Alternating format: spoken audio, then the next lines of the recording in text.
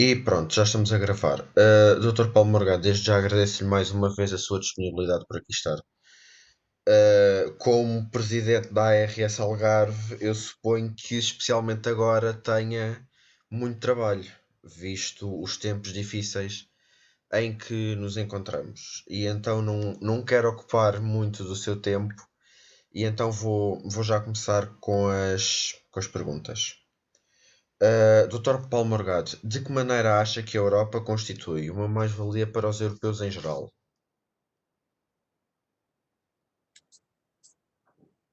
Eu acho que até mais não fosse nesta pandemia, nesta situação, digamos, que estamos a viver, o mundo em geral e muito em particular a Europa, porque a Europa está a ser duramente atingida por esta epidemia e ficou muito evidente para todos a necessidade e a importância, digamos, de uma coordenação entre países numa resposta a um problema que ultrapassa fronteiras com toda a facilidade. Sendo a Europa por definição, um espaço sem fronteiras, um espaço de mobilidade, digamos, sem restrições, portanto, nesta situação em particular, essa questão da mobilidade teve que ter uma alteração profunda, ou seja, fecharam-se fronteiras, manteve-se obviamente o comércio interno, porque isso é fundamental para o funcionamento das economias, mas a mobilidade das pessoas foi fortemente restringida. E esse aspecto foi fundamental. E a necessidade da coordenação europeia para que este processo funcionasse o melhor possível foi fundamental. Mas também, não apenas esses aspectos, mas muitos outros, têm a ver com a aquisição, por exemplo, de equipamentos de proteção individual, como no futuro se vamos ter em relação à aquisição das vacinas ou da vacina para esta doença, a União Europeia já está a desempenhar e vai desempenhar um papel cada vez mais importante do ponto de vista do financiamento da investigação para as vacinas e para o tratamento desta doença e também no futuro para disponibilizar a vacina a todos os europeus, porque vamos ter um problema no futuro com com estas vacinas, porque quando elas estiverem disponíveis, daqui a alguns meses, no próximo ano, muito provavelmente vamos ter o problema de como é que vamos fazer chegar esta vacina a todas as pessoas que precisam na Europa e são muitas centenas de milhões de pessoas que precisam desta vacina. Portanto, e como é que vamos adquiri-la? Cada Estado, só por si, é relativamente pequeno, portanto terá que haver, digamos, uma concertação global do ponto de vista europeu para a aquisição e para que a vacina chegue, digamos, mesmo àqueles que não têm dinheiro para pagar, porque, portanto, esse aspecto é um aspecto que tem que estar sempre presente e a União Europeia será decisiva nesse processo para sairmos desta situação tão complicada que estamos neste momento a viver. Agora falando mais especificamente aqui de Lagos. Lagos é uma cidade que é dotada de uma imensa multiculturalidade. Qual considera ser a mais-valia para a nossa cidade, dado estar inserida na Europa? Sim, Lagos é multicultural, se calhar desde tempos imemoriais, não é? Até já desde antes do Infante Dom Henrique, quando o Infante Dom Henrique se estabeleceu em Lagos, portanto, a Lagos também chegavam as caravelas que vinham de outros pontos do mundo, chegaram os escravos e chegaram de outros povos que passaram por Lagos antes dos romanos e durante os romanos e após os romanos. Lagos foi sempre uma cidade multicultural. Claro que agora com o turismo, com o desenvolvimento do turismo e com um grande número de residentes estrangeiros que escolheram o Algarve, e muito em particular também Lagos, para viverem, portanto, de várias nacionalidades, europeias sobretudo, mas não só, com um número, digamos, de nacionalidades que visitam regularmente esta cidade, a cidade de Lagos, uma cidade lindíssima, com uma qualidade de vida muito apreciada por todos. É, é, digamos, uma grande riqueza para Lagos, porque trazemos e temos connosco em Lagos pessoas de múltiplas culturas, com múltiplas experiências que em si desenvolvem atividades culturais, atividades económicas, e dá um dinamismo à cidade. Portanto, é uma riqueza muito grande para Lagos, ser tão cosmopolita e estar tão inserida no mundo. Acha que a cidade aproveita todas as mais-valias de estar inserida no meio europeu ou acha que poderia existir outra maneira de as aproveitar? Lagos tem, apesar de termos e Portugal ter uma situação, chamemos assim, periférica, não é? Nós estamos no extremo sudoeste da Europa, não é? Para vir a Lagos é preciso mesmo querer vir a Lagos, porque não se vai a lado nenhum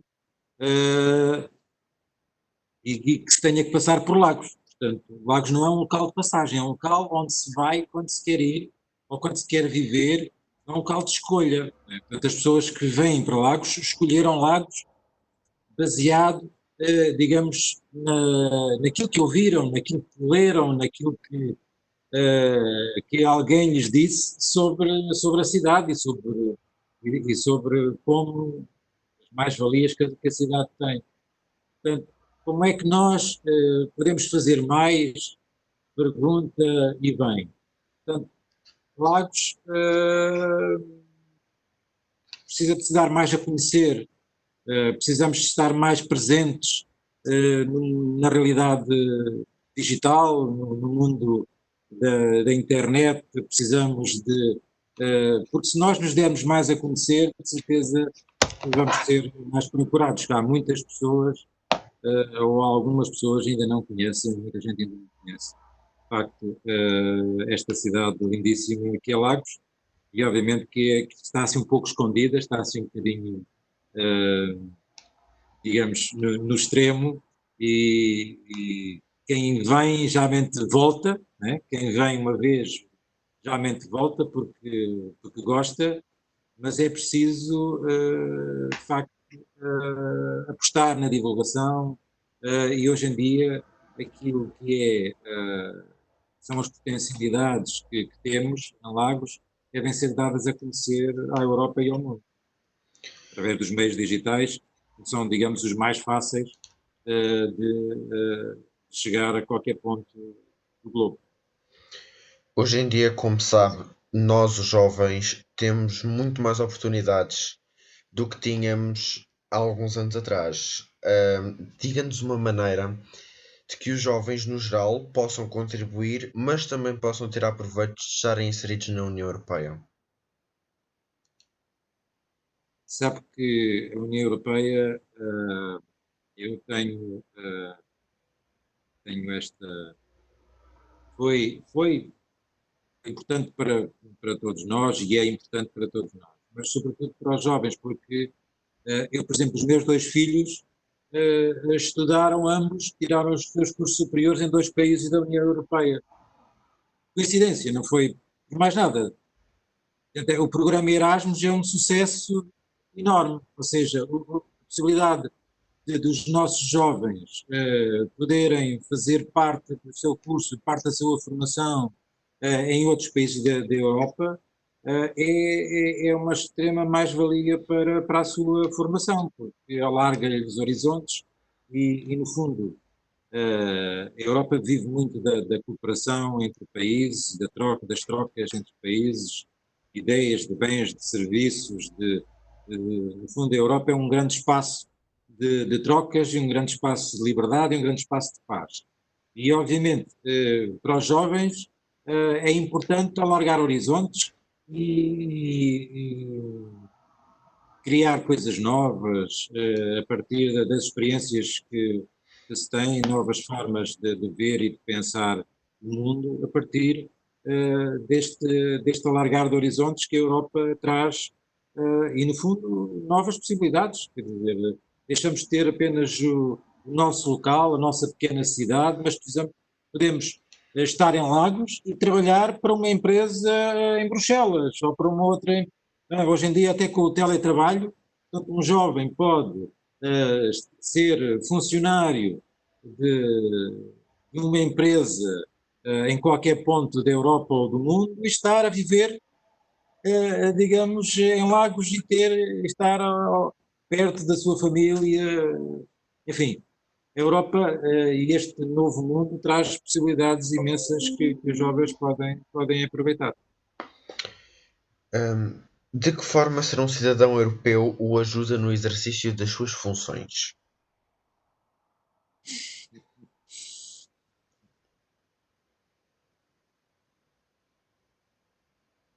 Ajuda neste sentido, porque, obviamente eu, neste momento, sou um cidadão português, sou também um cidadão europeu, acredito na Europa, acho que a Europa é um projeto que continua a ser muito válido, assim a Europa saiba dar uma resposta àquilo que são os desafios que se estão sempre a colocar. Agora estamos a viver uma situação crítica em toda a Europa, uma crise como nunca tínhamos passado e que atinge toda a Europa, digamos, na sua globalidade. Os países mais, outros países menos, foram mais tocados por esta pandemia. Mas ninguém está verdadeiramente, ninguém pode verdadeiramente dizer como vai ser daqui a alguns meses. Agora podem dizer que tiveram menos doença, mas daqui a alguns meses não sabe como é que vai estar. Portanto, eu acho que estamos mesmo todos no mesmo barco, todos na mesma Europa e todos temos que ter uma atitude solidária e nos entreajudarmos para resolver um problema que é um problema comum. Portanto, a Europa também tem que servir para isto, tem que servir para ajudar aqueles que mais precisam e para que exista solidariedade entre países e para que, de facto, não se percam vidas e a economia funcione e as pessoas sejam cada vez mais felizes, portanto, e que o desemprego não aumente, porque quando há desemprego, pois quem sofre geralmente mais são os jovens, porque são os jovens que são os primeiros a ser atingidos pelo aumento do desemprego. Portanto, há aqui, digamos, vivemos crises, não é? Estamos sempre a viver crises. E esta nova crise é um desafio um pouco estranho. Eu acho que só mesmo com uma Europa forte e com o reforço da solidariedade europeia é conseguimos sair desta crise. Portanto, eu espero e tenho confiança que a Europa saiba dar uma resposta à altura. Se não der, pois se calhar os cidadãos, como eu e muitos outros, vão começar a deixar de acreditar na Europa. Portanto, mas é isto que a gente espera, que a Europa dê este contributo. Então, concorda com a afirmação que diz que se não houvesse uma União Europeia, países como a Itália, que fazem parte da União Europeia, mas que sofreram imenso com esta pandemia, ainda teriam sofrido mais se não houvesse essa solidariedade europeia e esse meio de conseguir fazer chegar ajuda. Claro que sim, claro que sim. Aqui, como eu já disse, esta doença não passa fronteiras. Portanto, e foi a Itália, foi a Espanha, foi a França, foi a Alemanha, a própria Suíça, não é que está ali, é um país que não faz parte da União Europeia, mas está dentro do espaço económico. foi muito mais atingida do que Portugal. Portanto, a Bélgica teve uma mortalidade enorme, e muitos outros países. A Suécia, neste momento, está a assistir, a força daquilo da política, como um aumento também da mortalidade, enfim, muitos outros países, e não tem a ver aqui com a riqueza do país. Repara, não é por os países ser mais rico ou mais pobre, ou ser do norte ou ser do sul. Portanto, a doença chegou a todos, não é? Chegou a todos. Uns um bocadinho mais, outros um bocadinho menos, outros de uma maneira, outros de outra, mas chegou a todos e vai continuar cá. Vamos ter esta doença durante muitos e muitos meses. Não vai desaparecer tão cedo. Vamos, se calhar, conseguir controlá-la, mas o risco vai estar cá, e ela vai estar cá durante muito e muito tempo. Portanto, tem que haver uma resposta coordenada. A Itália sofreu imenso, foi, digamos, o segundo país a seguir à China a sofrer o impacto desta doença, e ainda está a sofrer muito. Morreram mais de 30 mil pessoas na Itália, para já, e de facto a Itália precisa e precisava, e aquelas imagens que vimos da Itália chocaram a todos, assim como chocaram as imagens que vimos em Espanha, com as pessoas deitadas no chão, nos corredores dos hospitais. Portanto, a situação é uma situação dramática, e obviamente os países, mesmo os mais ricos, não passam por isto sem entreajuda e sem a ajuda de todos. Portanto, a Europa tem que ajudar, a Europa, todos os países têm que se ajudar entre si, e obviamente, sobretudo, aqueles que mais sofreram, e a Itália é apenas um exemplo, porque foi, digamos, o primeiro da Europa a sofrer um grande embate. A seguir vieram os outros, mas obviamente que tem que haver uma resposta europeia. E a última pergunta, Dr. Paulo Morgado, o que a Europa faz por si? O que é que a Europa faz?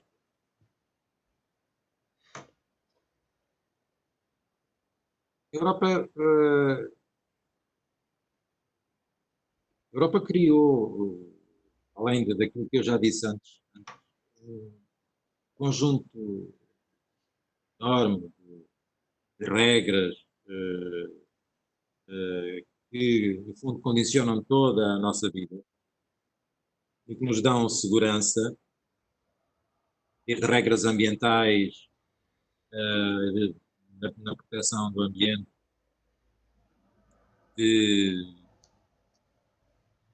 portanto, um conjunto de políticas são muito reguladas pelo nível europeu, na agricultura, na pesca, temos até daquilo que é, digamos, a proteção do consumidor, enfim, a política energética, um conjunto de regras